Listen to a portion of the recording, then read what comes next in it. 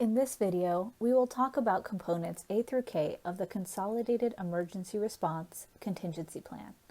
This template, provided in your forms, can be used as a basic emergency response plan for a small business or a summary of a more comprehensive emergency action plan for a larger business.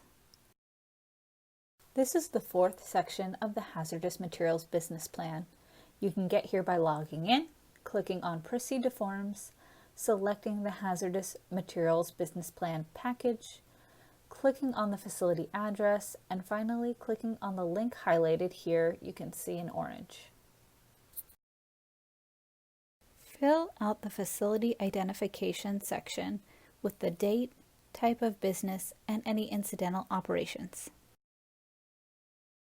For example, if you perform maintenance and cleaning of vehicles for your fleet in addition to your main business operations, please enter that information in the box. If your plan covers emergencies associated with both hazardous materials and waste, check both boxes here.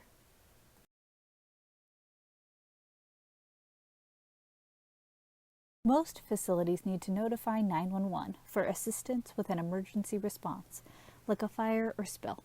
Mark the first box. If you plan to contact a hazardous waste contractor for spill cleanup, check the second box. Or if your facility uses a 40-hour trained HAZWOPER emergency response team to respond to emergencies, you may need to check the third box. Emergency communications. The emergency coordinator for a facility must activate the internal notification system so all employees are aware of a fire, release, or other emergency. This person must also call for emergency responders 911 and notify OES Warning Center in the event of a release. Also notify your CUPA, San Mateo County Environmental Health. Before resuming operations, notify DTSC, the CUPA, and the fire department. Properly store any materials or waste resulting from the incident in a safe manner and away from incompatible materials. In this section, you must also mark what systems you use to notify facility employees, like verbal warnings or an intercom. In the second section, mark how you will notify neighbors. The emergency response phone numbers and agency notification numbers are generally provided. However, you must add the nearest medical facility, hospital, and phone number.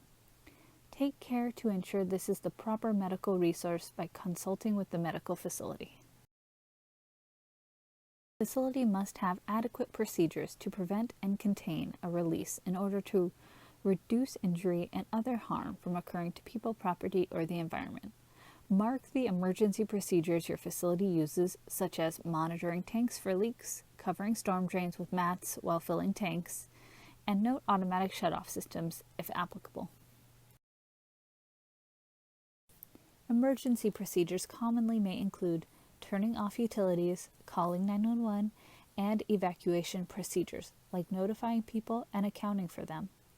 If employees will clean up a spill, provide information on the protective equipment, containers, and if a contractor will be used. Don't forget to note if you keep absorbent or other cleanup materials on site for spills. Your evacuation procedures here must match your map. Please mark how you will notify people, where you will assemble in the event of an evacuation, and if you have posted your evacuation map.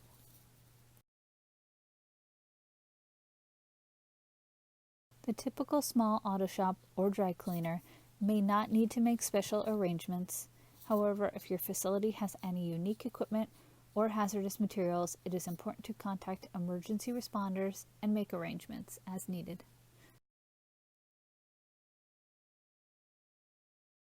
In the emergency equipment section, mark off the equipment type, location, and capability if applicable.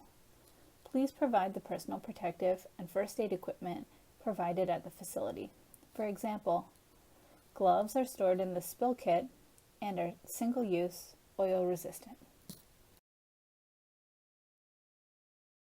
Next, describe firefighting equipment on site. Most facilities will have fire extinguishers throughout the facility. However, don't forget to add the location of sprinkler controls, pull stations, or any other equipment for firefighting. Provide information on the spill cleanup equipment the facility has. Typically, this will be at minimum absorbent material, include the location and capability. A communication system is also necessary. Please make sure to add the type of telephones, radios, or other equipment used to communicate in an emergency. In the Earthquake Vulnerability section, please mark off the areas that may be vulnerable in an earthquake. Specifically, identify areas that could have a release. Typically, this includes storage areas for hazardous materials or hazardous waste, piping, laboratories, or treatment areas. Additional systems may include shelving, tanks, gas cylinder, dewars, or pressurized dispensing. Note the emergency shutoffs for utilities and sprinkler systems. Only a small amount of information fits in this section, so limit the number of characters. Also, be sure to isolate and inspect these areas following an earthquake and before resuming normal activities. The Employee Training section outlines the minimum requirements for new hire, annual, and hazardous waste training.